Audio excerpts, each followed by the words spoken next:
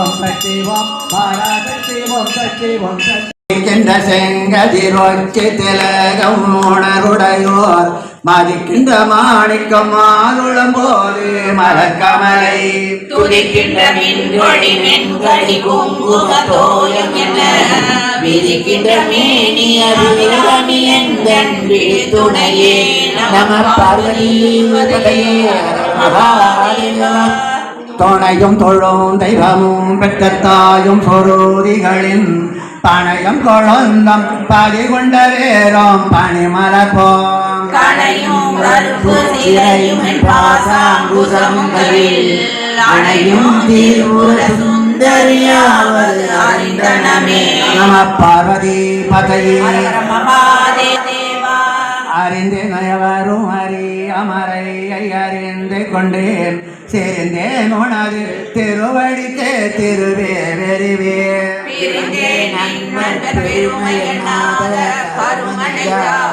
மறைந்தே புறவாய மனிதரையே நம பார்வதி பதையே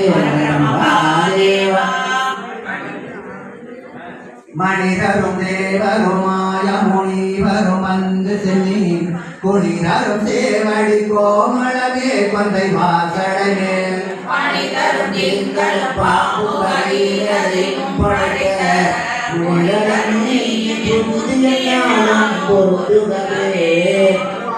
பார்வதி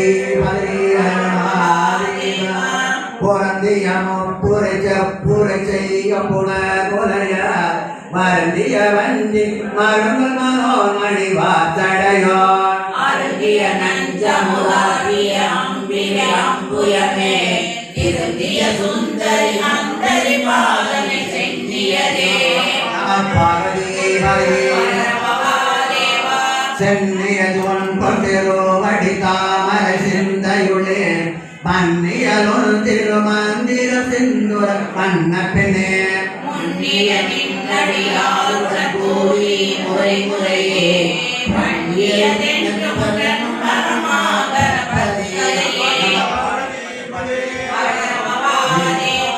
கதியுரு மத்திய சுழலும் எனாவி தளவினதோர் கதியுரு வண்ணம் கருதி கண்டாய் கமலாலயனா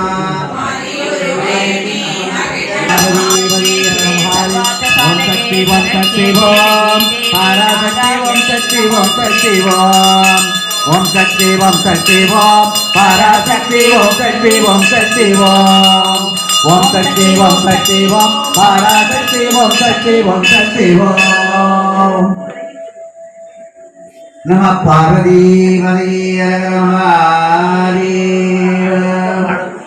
ரொம்ப ரசிக்க வேண்டிய படம் நம பார்வதி பதையே.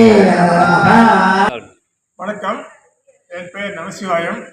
நான் இப்போது நுங்கம்பாக்கம் மேல்பாதி முத்துநாயக்கன் தெருவில் இருக்கும் திரௌபதி அம்மன் கோயிலில் உட்கார்ந்து உங்களோட பேசிக்கிட்டு இருக்கேன்.